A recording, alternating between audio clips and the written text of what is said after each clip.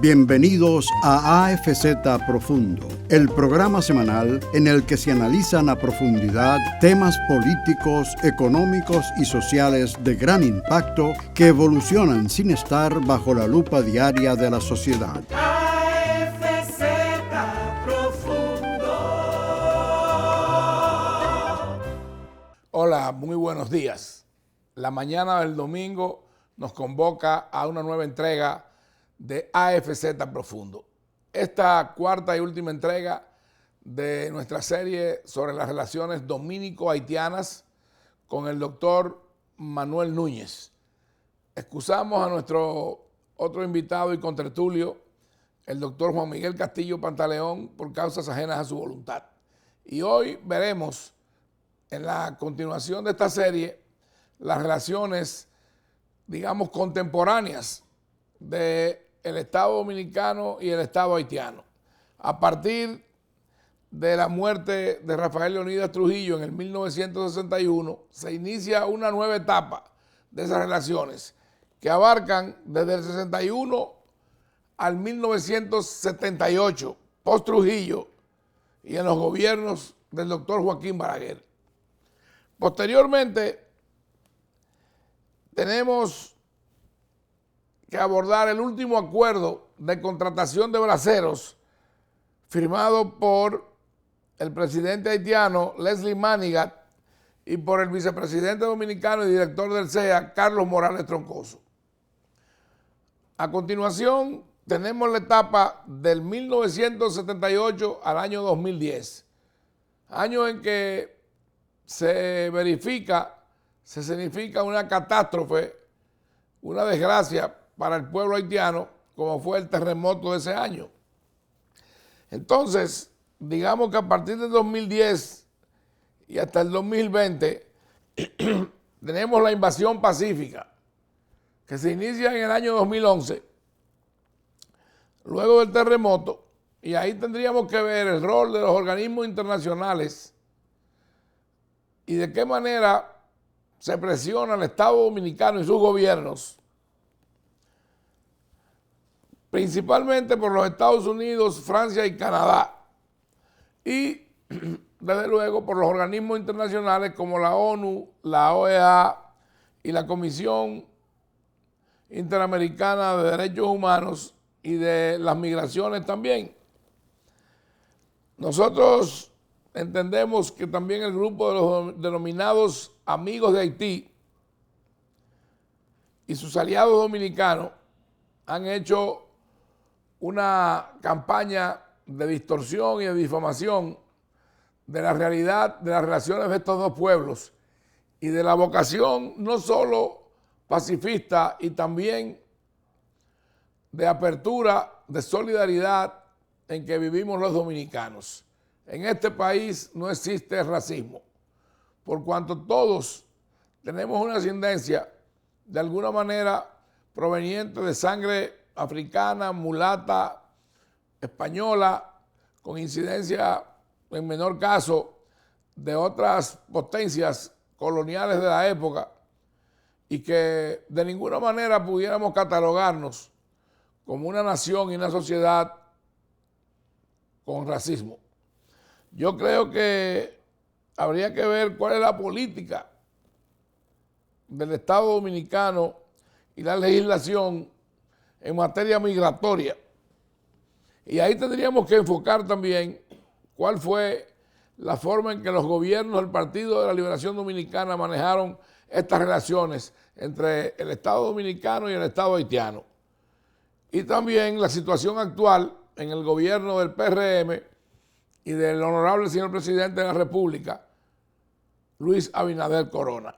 Para continuar con este tema y abordar todos estos aspectos de esa relación que ha sido, digamos que, de amor y odio entre estas dos naciones, fundamentalmente por la actitud de agresión permanente del Estado haitiano hacia el Estado dominicano y sus gobernantes, con el doctor Manuel Núñez y mi compañera Ángela Torres. Bueno, bienvenido una vez más. Muchas gracias. Y si hablamos de la actualidad, como hablaba en la introducción el señor Fernández Zuco, ¿cuáles serían los aspectos fundamentales que debemos ver y proponer soluciones en este momento con nuestra relación con Haití? Porque parecería que estamos muy enfocados, y ha sido noticia que ha cubierto parte importante de los medios de comunicación, la construcción de la verja. Pero la construcción de la verja es una acción, aspecto, sí. Pero como decía el señor Fernández Zuco, hay otros aspectos de esta relación entre estos dos países, entre estas dos poblaciones. ¿Cuáles serían esos aspectos fundamentales que debiéramos legislar, que debiéramos tomar en cuenta para, a final de cuentas, buscar una convivencia armónica? Porque no podemos dividir la isla como un serrucho, entonces hay que buscar una manera de que podamos vivir en paz unos y otros.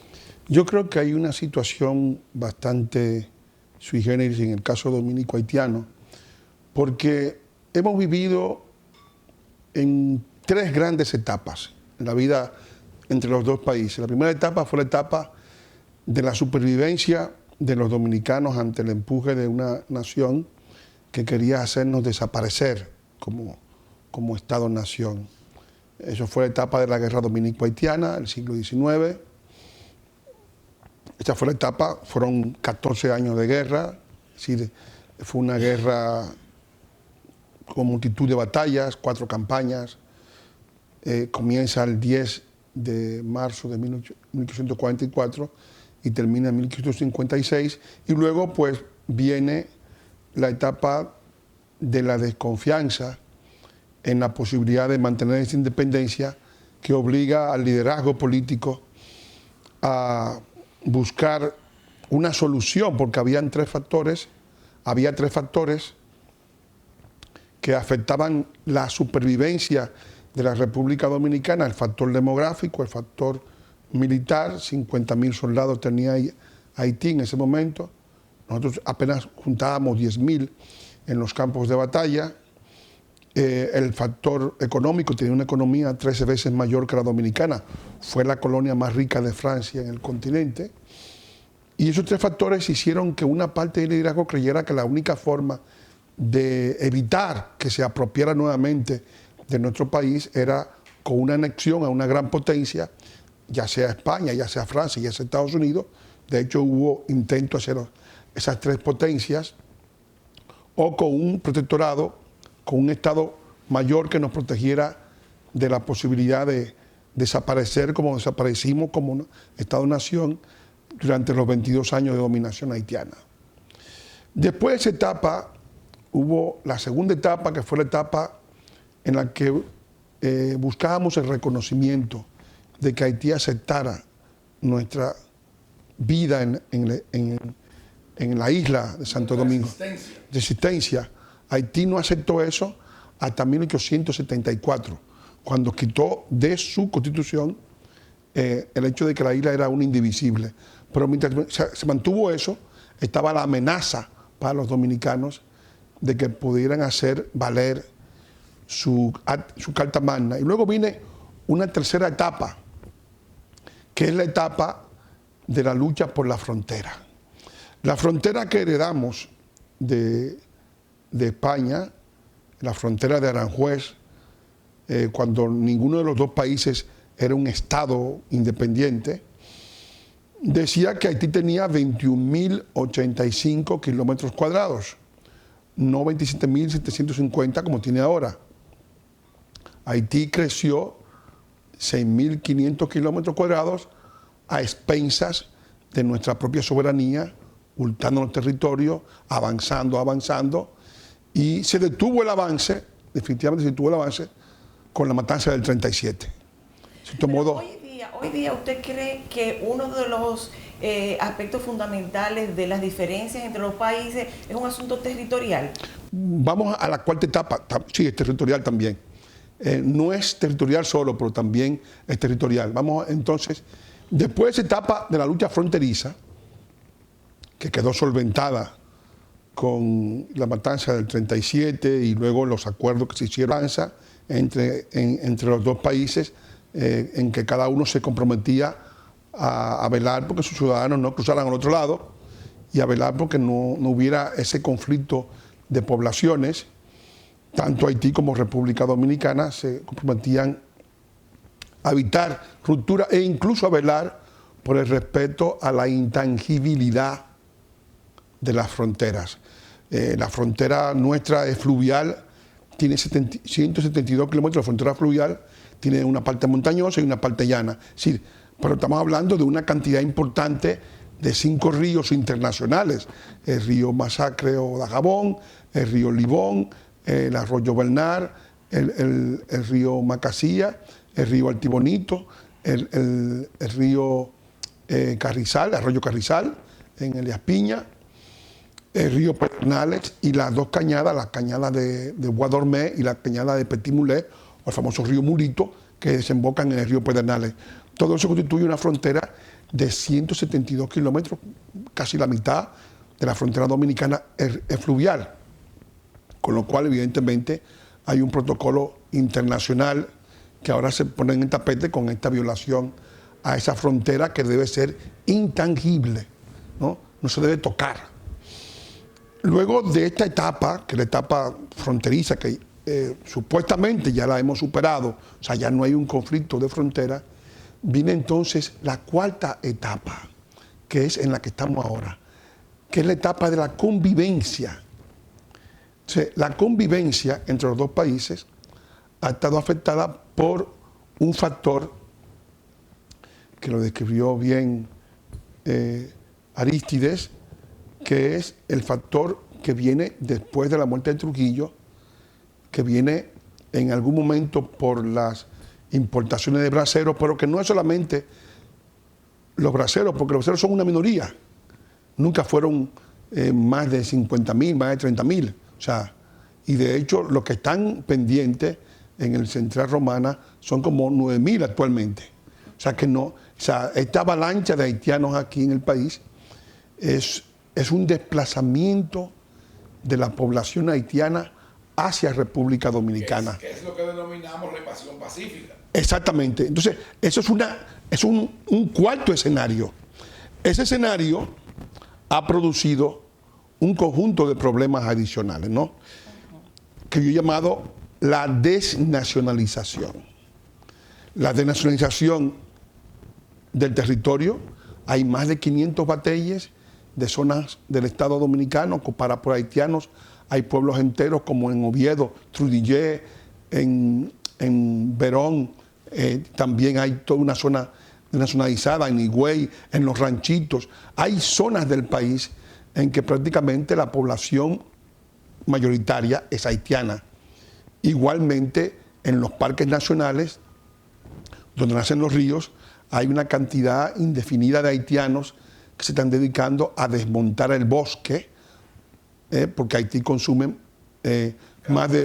carbón vegetal, más de 8 millones de metros cúbicos de madera por año, lo cual evidentemente hace que sea rentable desmontar el bosque. Y hay un desmonte masivo del bosque dominicano. Entonces, ese problema del desplazamiento produce la denación del territorio, en términos de que hay mucha tierra ocupada por esta gente, de los registros civiles, y hemos visto todo el gran problema jurídico que se ha planteado, que lo planteó el TC, cuando se dijo que no era posible darle la nacionalidad dominicana a personas que no correspondían a la nación dominicana, sino que tienen su propia nacionalidad, quieren tener otra nacionalidad que era la dominicana. Que su estatus legal en este país no está reconocido. Desde luego. O sea, porque son ilegales. O sea, y la legalidad no da nacimiento a legalidad. Entonces, eso ha creado un problema adicional y por ahí hay una lucha tremenda con ONG y grupos, ¿no? Luego está la desnacionalización de la cultura. Manuel, o sea, cantidad... Vamos a una pausa. Pero vamos a retomar el tema en el punto que lo estamos dejando. Sí. Por un tema de producción y de comerciales. Regresamos en breve en AFZ Profundo con la situación dominico-haitiana y su trascendencia y de qué manera impacta a nuestra sociedad en términos históricos. AFZ Profundo.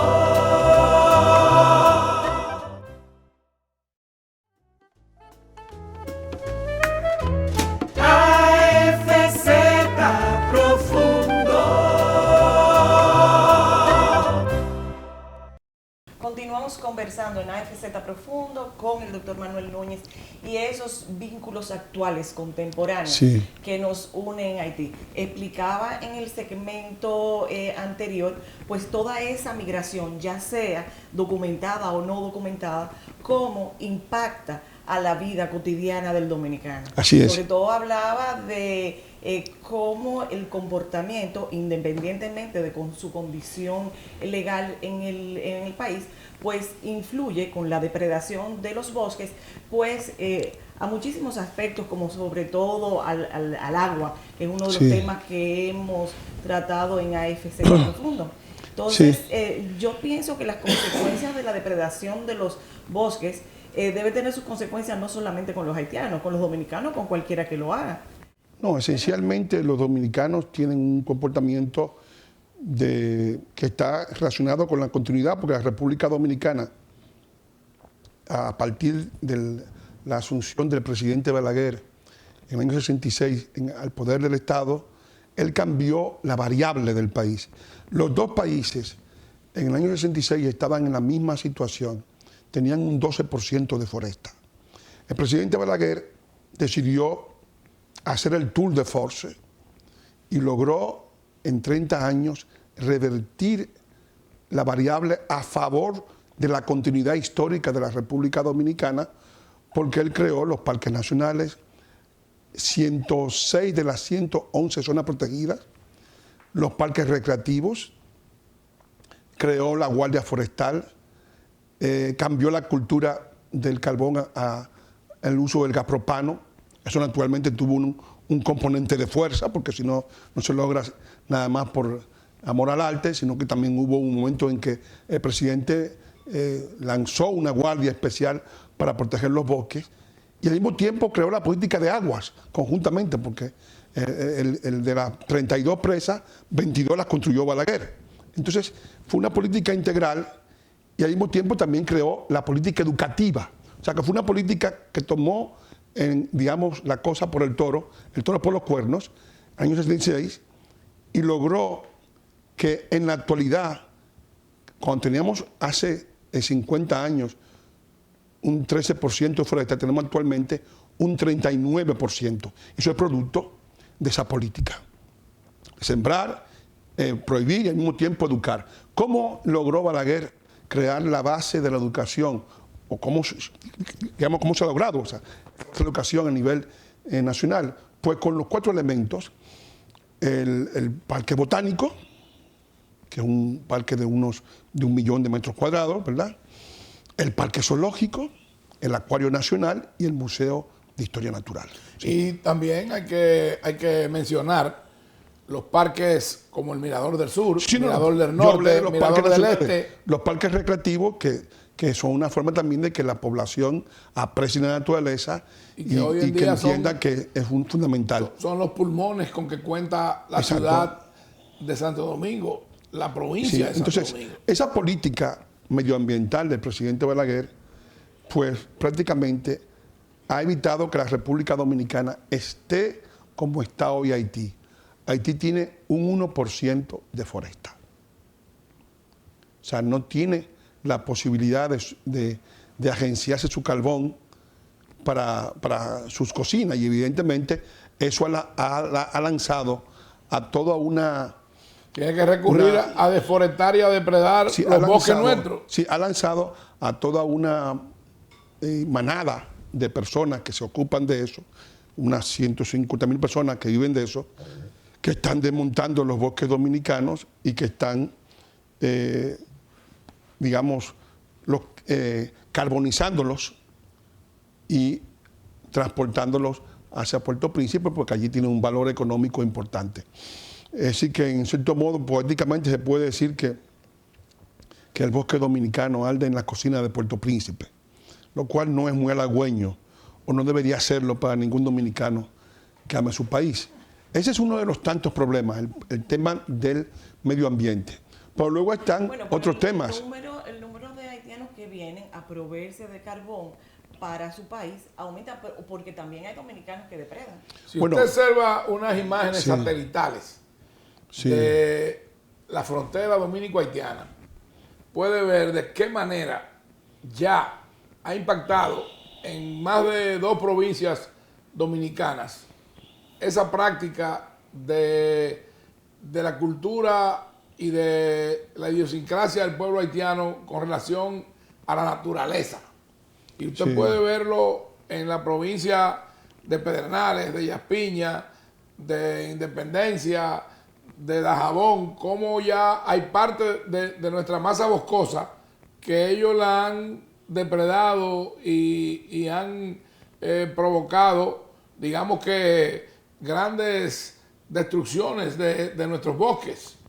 y sobre todo digamos, en el mismo país, porque actualmente en la República Dominicana muchos haitianos que están en el país, no sabemos ni siquiera la cantidad que hay, se habla de 1 millón, de 2 millones, es una cantidad... Hay quienes hablan de más de 3 millones. Exacto, pero la mayoría de los haitianos que están en el país están cocinando con carbón vegetal, o sea que se está volviendo dentro de la República Dominicana a un proceso que había sido culturalmente superado, que es la destrucción del bosque para el consumo energético. Para que usted que está en su casa entienda, hay 2 formas de carbón, el mineral y el vegetal. El vegetal sí, es a partir de la madera. Exactamente. De la tala de árboles para generar carbón vegetal. Sí, que es la forma más elemental de usar el carbón. Aquí no hay la posibilidad de un carbón mineral porque creo que en Samaná hay alguna... La más primaria. O sea, de hecho... Ese sería uno de los aspectos fundamentales. O sea, la migración en busca de suplir una necesidad que ellos no pueden... No, pero la migración es en todos los sentidos, porque estamos hablando... Cuando hablamos de migración haitiana, o sea, estamos hablando de migración de trabajadores, de migración de enfermos, porque es el país que tiene la mayor cantidad de enfermos del continente. Estamos hablando de transculturación. También, además. Y estamos hablando de insalubridad. Sí. Porque ellos se trasladan Sí. con todas sus malas prácticas y sus formas insanas de convivir en sociedad y convivir con el medio ambiente.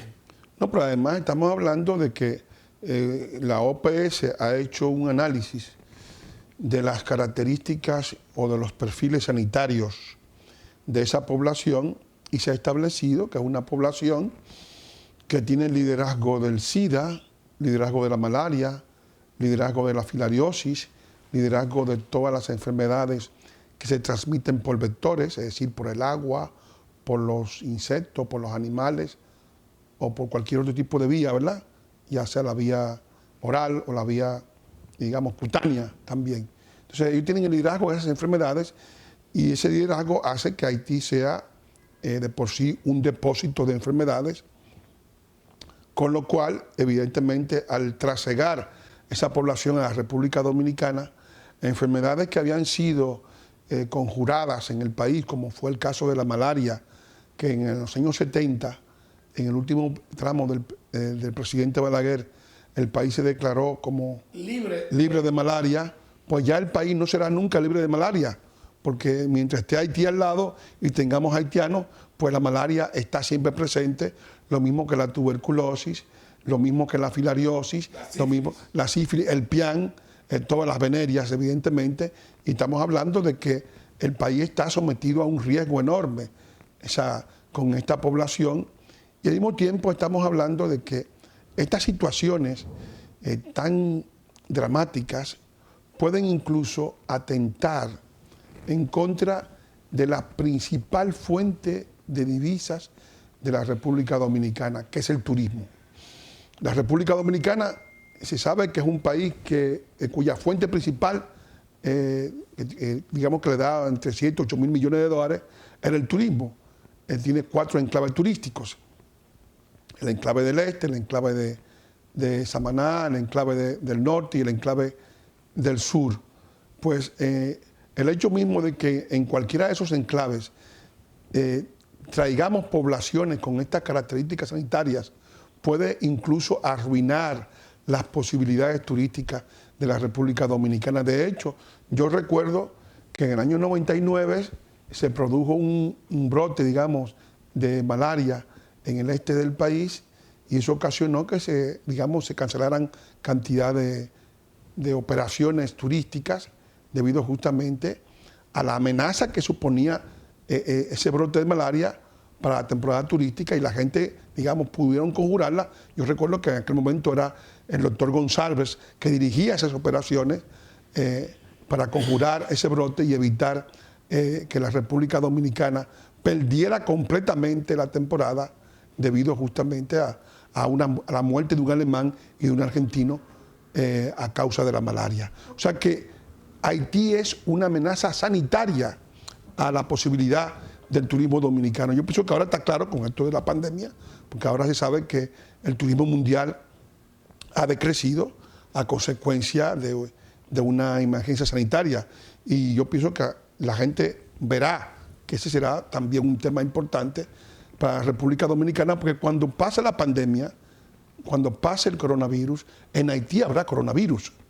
Seguirá habiendo coronavirus. Bueno, habría que ver Sí, como sigue habiendo malaria. cuál es la política que ha desplegado el Estado haitiano de cara a la pandemia del coronavirus y su programa de vacunación. La Que política no del tenemos Estado haitiano. estadísticas. Habría que ver La si política también han podido detectar, si tienen las pruebas suficientes y tener estadísticas sobre cuál ha sido el nivel de infección que hay. La política del Estado haitiano es rechazar la vacuna que se le están ofreciendo, Ok. la AstraZeneca. Ellos no quieren la AstraZeneca porque en Haití cualquier pelafustán que decide hablar en nombre de su país, del pueblo, pues condiciona el uso de un medicamento. En este caso, la AstraZeneca, que ya ha sido probada porque hay más de 40 millones de británicos que se la han puesto. O sea, que no es verdad que los haitianos, digamos, puedan decir que es mala o es buena, porque si hay... ¿Cuál es el rigor científico que ellos tienen para determinar qué es mala o qué es buena? El rumor. ¿Cuáles son los estudios? El rumor, sencillamente el rumor, porque no hay ningún estudio. Cuando hay 40 millones de personas en Inglaterra que se han colocado la vacuna y están ahí, o sea, y están vivos. No, un país del primer mundo. Naturalmente, Pero ¿sabe? eso es lo que se refiere a la pandemia, pero usted ha hablado de otras enfermedades también. O sea, lo que veo en este momento es que hay dos aspectos que hemos visto. El asunto que no hay una política medioambiental que pueda preservar el medio ambiente de ellos, por lo tanto tienen que salir a suplir sus necesidades al país vecino. La segunda, tampoco hay una política de salud que le garantice a ellos poder acceder a una vida saludable desde su país. Entonces se trasladan aquí a buscar salud, no solamente a buscar salud, sino a contaminar. Pero es bueno, Sí, yo diría que hay algo peor, que es el hecho siguiente, es que para ellos vivir, ¿no?, tan mal como viven ahora, ¿verdad?, sin que eso empeore, tienen que suplirse de carbón de la República Dominicana. Sí. O sea, tienen que destruir a la República Dominicana. Y la República Dominicana no puede permitir que alguien la destruya, porque los dominicanos tenemos otro país para coger para otro país. Manuel, yo quiero resaltar, Ángela, el hecho de que la prensa internacional destaca a diario de qué manera, donde han habido migraciones masivas de haitianos, vamos a suponer en el continente, no a suponer, está claramente establecido, en Brasil, en Chile, en México, en Colombia, en Venezuela, en el Canadá, en Estados Unidos, en ninguna de esas naciones quieren la presencia haitiana, la repudian y están estableciendo programas de repatriación. Ahora, ¿por qué potencias como Francia, Canadá y Estados Unidos quieren endilgarle a la República Dominicana la responsabilidad de cargar con ese peso y con ese fardo tan negativo y pernicioso para nuestra sociedad y para nuestro Estado? Yo recuerdo que en una oportunidad el expresidente, hoy difunto, en paz descanse, que fue mi profesor, Rafael Carderas, presidente en 2 oportunidades del Estado venezolano, de esa nación vecina y solidaria con nosotros a través de la historia, igual que nosotros con ellos, planteó en un cónclave internacional que por qué Estados Unidos, Francia y Canadá no se ponían de acuerdo para desplazar grandes cantidades de ciudadanos haitianos a la Guyana francesa. Y usted, Sí. que es un historiador, conoce ese tema. Claro, sí, sí. Eso es un tema que planteó en alguna ocasión. En el año 49, Naciones Unidas hizo un estudio sobre Haití, ¿verdad?, sobre lo que ocurría allí, y se llegó a la conclusión de que ya en el año 49, hace ya 70 años, ya era un país inviable, o sea que no había la posibilidad de variar las cosas de una forma ventajosa para el país. No solamente un país, un Estado como tal. Un Estado inviable, sí. Entonces, en ese momento, pues, se dijo, este Estado no tiene los mecanismos de solventar la salud pública, de dar servicio educativo, de crear empleo, y actualmente es lo mismo, es decir, tiene 70% de desempleo, el más alto del continente, es el país más pobre del continente, es el país con la renta más baja. Pero Manuel, ni siquiera puede llevar un registro civil No para tiene- entregarle un documento de identidad a sus ciudadanos. No tiene registro civil, no tiene servicio educativo, no tiene servicio de salud, no tiene seguridad porque no hay un polo de autoridad. Desde el año 90 que el presidente Clinton eliminó el ejército, allí ha habido que intervenir con fuerzas internacionales para poder tener un control del espacio, porque evidentemente el país está manejado por las mafias, en algún momento por el narcotráfico, por la delincuencia, La trata de personas, Trata de personas. el tráfico de armas. y naturalmente para la frontera dominicana tenemos una frontera de 391 kilómetros de longitud, una frontera por la cual pasan trabajadores que vienen a desnacionalizar el empleo en República Dominicana, enfermos que vienen buscando salud, parturientas, niños, todo tipo de personas, también armas, drogas, contrabando. Es decir, es una Es una frontera, frontera altamente porosa. o sea, una frontera que es un mecanismo de inseguridad.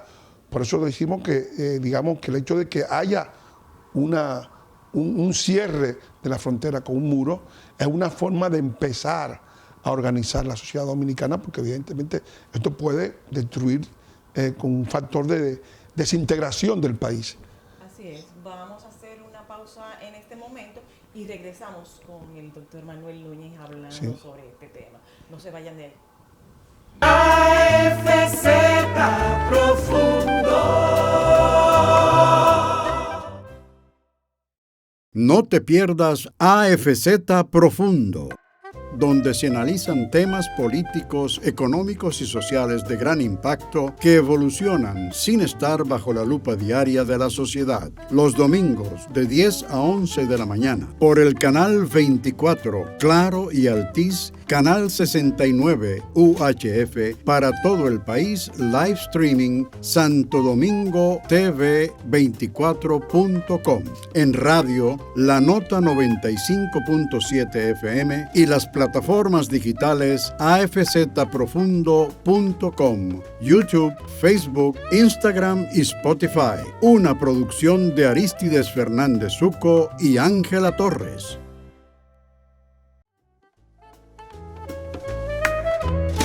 AFZ Profundo. Llegado este momento, en este punto del programa, nos gustaría escuchar de la voz de un historiador, de un experto, de un estudioso de esta situación, como es el doctor Manuel Núñez. ¿Cuál ha sido el rol, el papel que han desempeñado los organismos internacionales en la situación actual en que viven las relaciones dominico-haitianas? Muy bien, yo pienso que en este caso específico, la República Dominicana es un país intervenido, pero la intervención no se da directamente por parte de los estados, sino a partir de ONGs. Las ONGs son mecanismos que sirven de brazo interventor a los estados. En la República Dominicana hay más de 150 ONGs que se ocupan del caso haitiano, con el objetivo de arrinconar, de suprimir, de anular la soberanía nacional dominicana en todos los casos.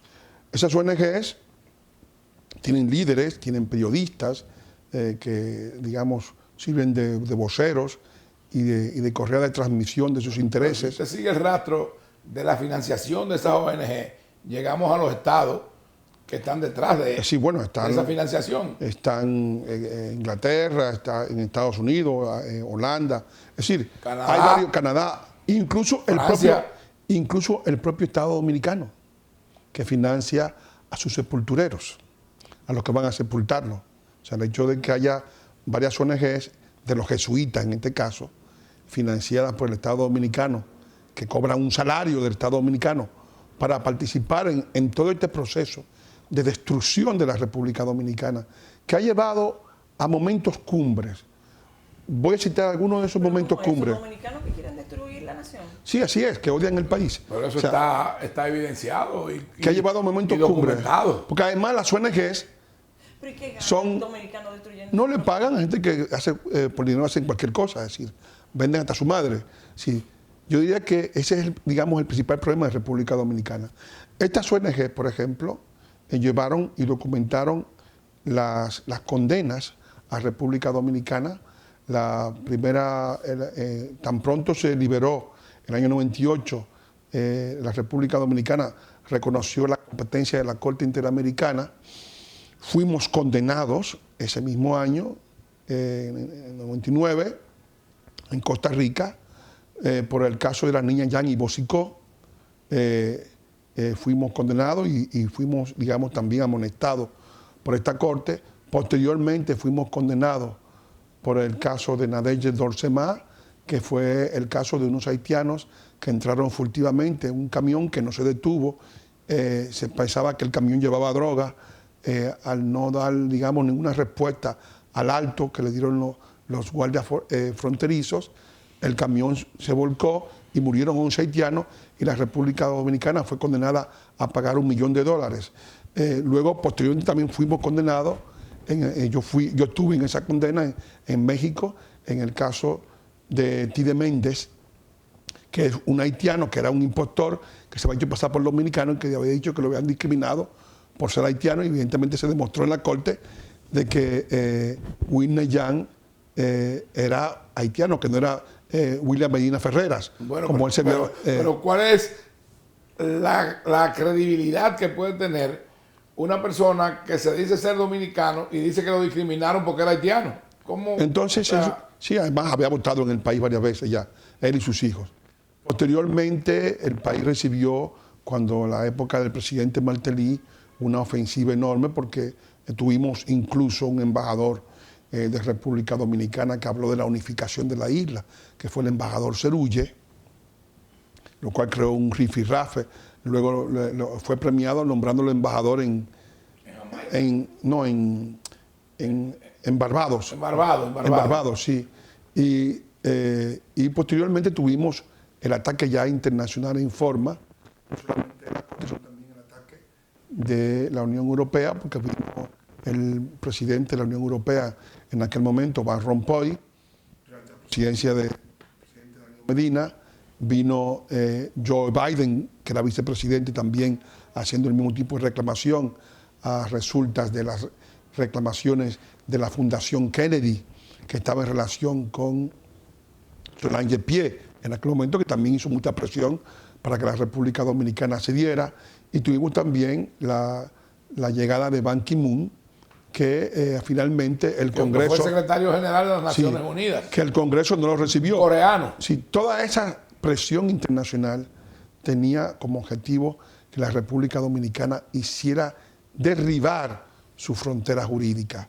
Tuvimos el ataque feroz de Haití en las Naciones Unidas, el ataque ante la OEA, que fue también no fue pequeño, y el ataque incluso ante el propio Vaticano. Yo recuerdo el caso cuando el ministro de Exteriores de la República Dominicana, el señor Navarro, fue a Estados Unidos a defenderse ante las Naciones Unidas de acusaciones que habían hecho los haitianos, que se presentaban como víctimas de los dominicanos, porque ellos han hecho toda una política del victimismo. Yo digo que yo escribí un libro sobre ese tema que se llama La dictadura del débil, en que ellos han convertido su debilidad en una fuerza acusatoria contra la República Dominicana. Es bueno observar la actitud que tuvo y la presión que se ejerció desde la comunidad de Estado del Caribe.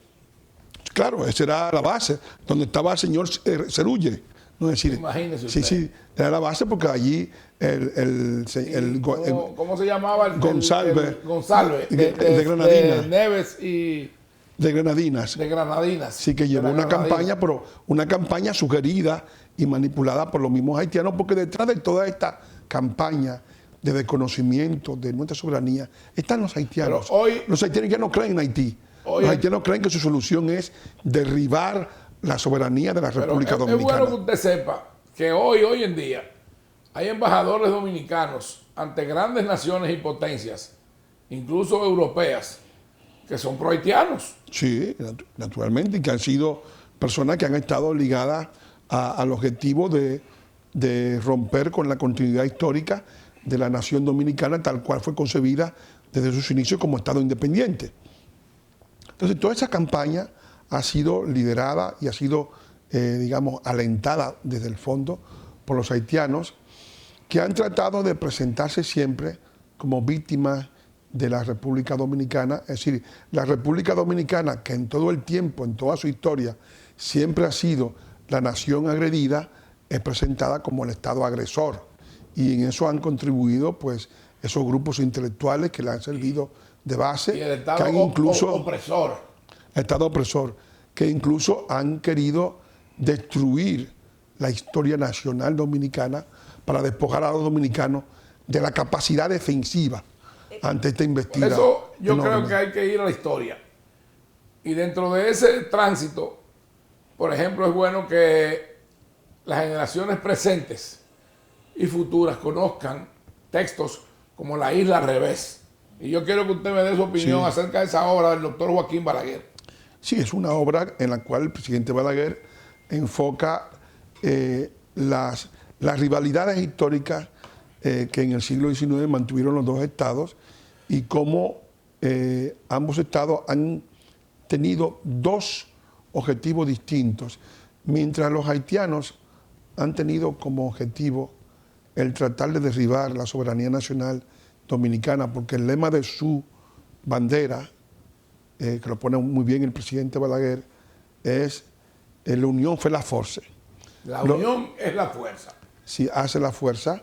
Los dominicanos, en cambio, han tenido un lema distinto, que el lema ya aparece en el juramento trinitario, que es Dios, Dios porque tenemos un Dios, no tenemos un grupo de loaces, ni de vudú, sino un Dios, el Dios cristiano. Sí. Patria, que significa la unidad y la hermandad de la fatría de todos los dominicanos, de todas las personas unidas por un mismo, por una convivencia, por vínculos consanguíneos, por vínculos históricos, por unas ideas, por haber vivido juntos, por haber peleado juntos, por haber implantado juntos una nación y libertad, es decir, el derecho de esta comunidad, que es la primera del mundo hispánico. Y por identificarnos en una misma cultura, en una misma tradición. Exacto, una tradición, una cultura, es decir, esta comunidad que es realmente la primera nación, la más antigua nación del mundo hispánico, porque somos el primer país donde se asentó la cultura europea. De donde parte la civilización del Nuevo Mundo. La primera universidad, el primer virreinato, todo se originó aquí. Exactamente. Entonces, todo eso es importante y además aquí se originaron todas las cosas que pueden ser de interés para todos los grupos que aborden el tema de nuestra formación nacional. No solamente las visiones de, digamos, de la civilización, la primera industria, el oro y la caña de azúcar, la primera universidad, la primera enseñanza de la lengua española con las tablas de Spiner, el primer ingenio de Gonzalo de Bellosa, la primera seca, las primeras minas, es decir, todo ha sido primario en la nación dominicana, pero también tuvimos la primera rebelión del hombre, en que Haití del indio. no era más rico que nosotros. Bueno, no, es que Haití es un fenómeno posterior. Estoy hablando de los inicios. Haití es un fenómeno que comienza a fraguarse en el siglo XVIII. Nosotros somos un fenómeno que comenzamos desde el siglo XV.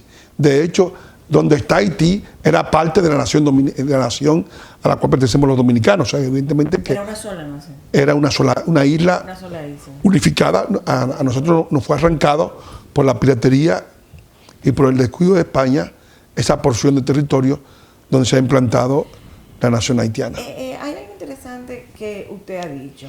Y digamos que de inicio vienen voluntariamente a suplir sus necesidades, que no pueden tenerla por la situación que tienen ellos. Hablaba también de algo muy interesante, cómo ellos vienen a desplazar la fuerza laboral del dominicano. Pero hay algo más interesante aún, que me parecía a mí muy sorprendente, y es cómo también hay no solamente dominicanos, sino organismos internacionales que sacan provecho de estas diferencias. Bueno, yo quiero en este punto hacer un relato. Cuando yo estaba al frente del Sistema Aeroportuario Nacional, como secretario de Estado y director ejecutivo del Departamento Aeroportuario, y a la vez secretario de la Comisión Aeroportuaria, se suscita el trágico y lamentable suceso del terremoto en Haití.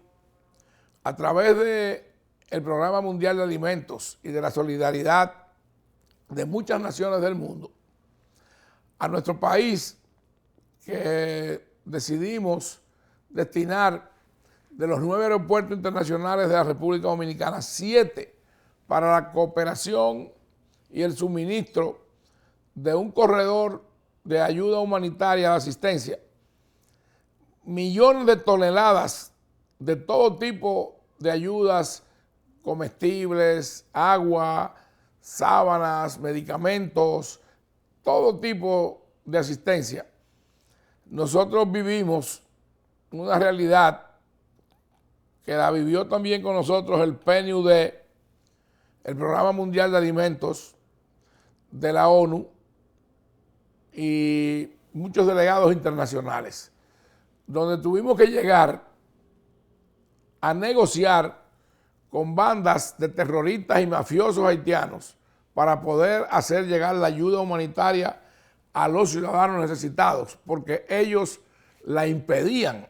Y hubo que entregarle una cuota de un 10%. Y usted podrá creer que es mentira, pero eso está documentado. A esas mafias, a esos terroristas, narcotraficantes, para que permitieran que la ayuda llegara a los ciudadanos necesitados, a esas grandes masas empobrecidas y desprovistas de todo, que estaban pasando por penurias y calamidades indescriptibles. Y bueno, yo entiendo que nuestro mismo honorable entrevistado debe conocer de esa situación. Claro que sí, yo conozco muy bien las circunstancias que se dieron tras el terremoto, porque yo pude viajar en el año 2012 a Haití, a un año en el 2011, perdón, a un año del terremoto, y allí pues viajé como parte de un equipo profesoral que fue allí a enterarse de las cosas con las Fuerzas Armadas. Yo era a la sazón profesor de geopolítica, y en aquel momento recuerdo como una cosa anecdótica, a ti que te gustan mucho las anécdotas, ¿no? El caso de un barco hospital que Japón había donado para Haití en solidaridad para que lo pudieran utilizar en las costas, un barco hospital. Y cuando nosotros llegamos, el equipo que iba a viajar a Haití, y yo estábamos... Sí, porque debemos recordar que muchas infraestructuras, entre ellas hospitalarias, se derrumbaron. Claro, sí. Sí, bueno, allí no había tampoco muchos hospitales, pero lo que había, pues, estaba muy deteriorado. Colapsado. Y entonces, recuerdo que el general Payán Areche, ya fallecido, lamentablemente, estaba allí y yo me entero de que está el barco japonés, el barco hospital japonés, y que los haitianos no quieren dejar pasar el barco, que están exigiendo que el barco pague, creo que eran $50,000 de impuestos.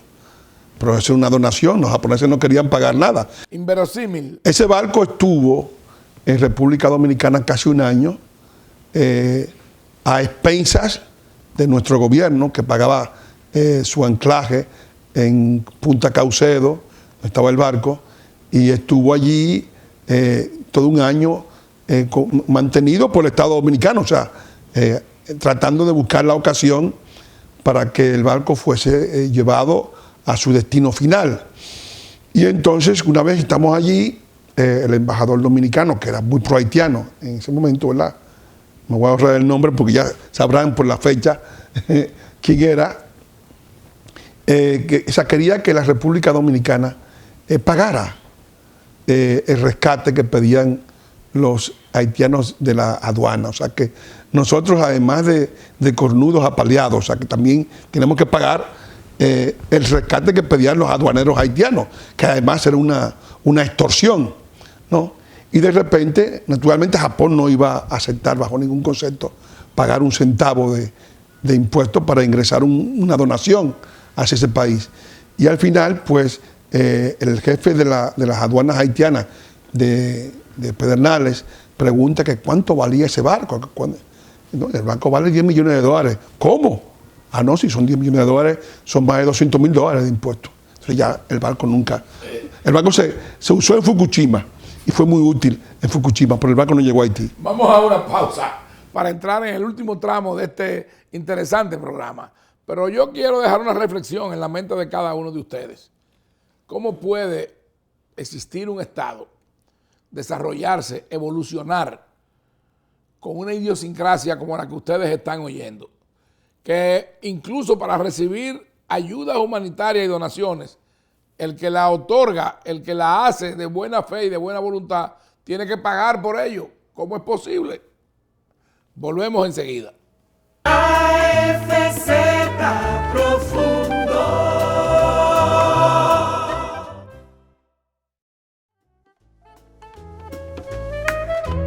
AFZ Profundo. Nos quedamos en el punto en que el Estado haitiano y la clase gobernante, las élites haitianas, tienen una visión que se distorsiona de la realidad internacional en cuanto a recibir asistencia, ayudas, donaciones. Y estábamos en el punto del barco japonés. Así es. Fue un momento muy triste porque realmente el país se privó de una ayuda internacional muy importante, lo cual evidentemente muestra hasta qué punto no hay un sentido de nación en los grupos que gobiernan ese país. Yo creo que todos ellos, en cierto modo, han abandonado la idea de su propia continuidad histórica y algunos entienden que la única forma de sobrevivir es rompiendo la soberanía dominicana y desparramándose en la República Dominicana como nación, lo cual evidentemente anularía los resultados históricos de nuestra propia nación, porque nosotros nos fundamos como una nación independiente de Haití. Si llegamos a no ser independientes de Haití, seríamos ya un país no soberano, en el sentido de que Haití, que tiene siempre más prolijidad, más población en términos, digamos, de crecimiento, terminaría ahogando a la República Dominicana. ¿Qué sería eso? ¿Un vasallaje? Sería la destrucción, digamos, de la República Dominicana como nación. Yo lo he llamado el ocaso de la nación dominicana, porque el ocaso sería, digamos, la fórmula para poder, para evitar que la República Dominicana pueda volver a alcanzar su desarrollo, porque eso supondría que todas nuestras variables, las sanitarias, las educativas, las medioambientales, las sociales, van a implosionar de tal forma que al final el país, digamos, será destruido, es decir, por esta ola, porque la República Dominicana no puede cargar con este problema tan grande sin al mismo tiempo destruirse. Bueno, definitivamente es penoso cuando un país no puede encontrar las soluciones para ellos mismos y para su población. Pero Sí. definitivamente no es una responsabilidad de República Dominicana. Así es. Es una responsabilidad de la comunidad internacional poder contribuir a que esa sea una nación viable, donde puedan encontrar cómo mantenerse dentro sus propios habitantes. Ahora la comunidad internacional tiene que asumir su responsabilidad. Pero, Ángela, primariamente la responsabilidad tiene que empezar por crear la conciencia en el pueblo y la sociedad haitiana Claro. de que es una responsabilidad propia, es una De ellos. responsabilidad de ellos, ni siquiera de la comunidad internacional. Claro. Nosotros no hemos nunca pretendido que la comunidad internacional cargue con el fardo y el peso del desarrollo y de el bienestar de la sociedad dominicana y de sus hijos. Así es. Sí, pero entonces Sí. ahí no puede ser de nosotros. Tienen que buscar, o sea, no solamente nosotros podemos cargar con la situación de ellos, pero hay que ver cómo también procuramos nosotros que esas cosas sucedan, cómo también es un desafío para nuestras autoridades poner los límites y la organización suficiente para que podamos vivir en paz. Porque ellos, muchos vienen solos, pero muchos los traemos. Al término de este último segmento, queremos dejarle a nuestro invitado Manuel Núñez para que en un minuto nos sintetice lo que hemos venido tratando en esta serie de 4 programas al respecto de la situación dominico-haitiana. Yo creo que la República Dominicana, como ustedes han visto, cuesta caro mantenerla. Pero yo pienso que hay que pagar el costo, que es peor perderla. Es mejor pagar el costo y no perderla para siempre, porque evidentemente es una situación de desafío medioambiental, desafío jurídico, desafío cultural, porque estamos enfrentando a un pueblo con una cultura distinta, desafío diplomático, porque estamos enfrentando a un montón de variables, ONGs, organismos internacionales, gobiernos solapados, es decir, son un conjunto de fuerzas. Y el desafío mayor es de la identidad nacional. Y desafío de nuestra propia identidad, es decir, desafío de la enseñanza de la historia para poder resistir esta embestida cuyo objetivo es tratar de echar por tierra el proyecto de Juan Pablo Duarte, de una nación libre de toda potencia extranjera, y desde luego ese desafío, mantenerlo en el tiempo, necesitará pues de hombres patriotas, de hombres que crean en su país y que entiendan que lo más importante para la República Dominicana es la continuidad histórica de la República Dominicana. Hemos llegado al final de este programa y nos despedimos con lo que está plasmado en nuestra bandera, en nuestro escudo nacional. Dios, patria y libertad.